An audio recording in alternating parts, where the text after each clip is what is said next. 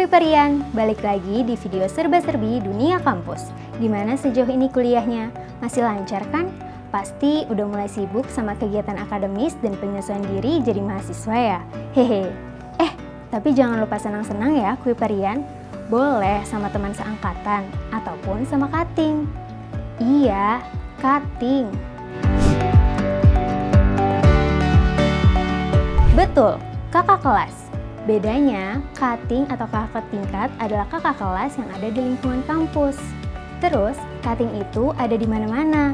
Percaya nggak?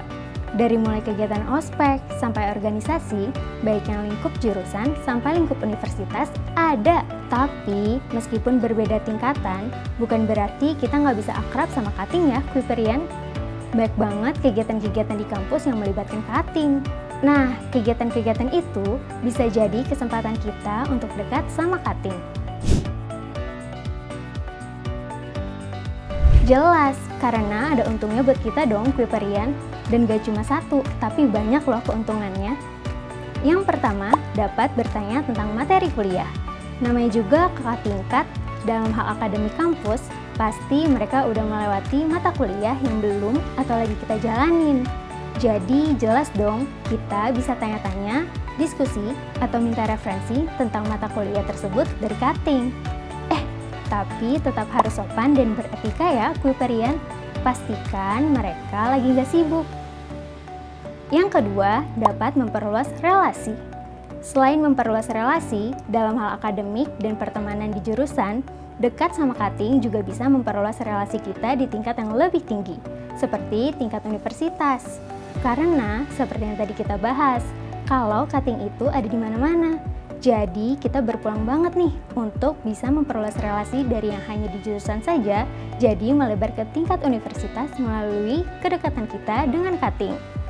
Yang ketiga, memiliki teman sekaligus kakak. Kuiperian, berteman sama orang yang lebih tua dari kita tuh punya keunikan tersendiri loh. Yap, dalam hal ini, cutting bisa menjadi sosok teman kita di sekitar kita. Sekaligus jadi kakak yang memberikan kita nasihat, khususnya dalam dunia perkuliahan. Apalagi kalau kita anak rantau, terus sendirian, gak ada orang yang lebih sedikit dewasa di sekitar kita kayak di rumah. Nah, cuttinglah penggantinya. Tunjukkan sikap yang ramah dan sopan secukupnya. Jangan terlalu berlebihan, sebab ditakutkan akan membuat cutting merasa ilfeel. Mulailah pembicaraan. Misalnya dengan membahas mengenai tugas kuliah, lingkungan kampus, dan lain-lain. Manfaatkan sosial media untuk memulai perkenalan. Kita bisa mulai dengan follow-follow cutting kita di kampus supaya nama kita lebih familiar di telinga mereka. Jadilah mahasiswa aktif yang melakukan kegiatan-kegiatan positif. Dengan hal tersebut, biasanya cutting akan lebih mudah mengenali kita.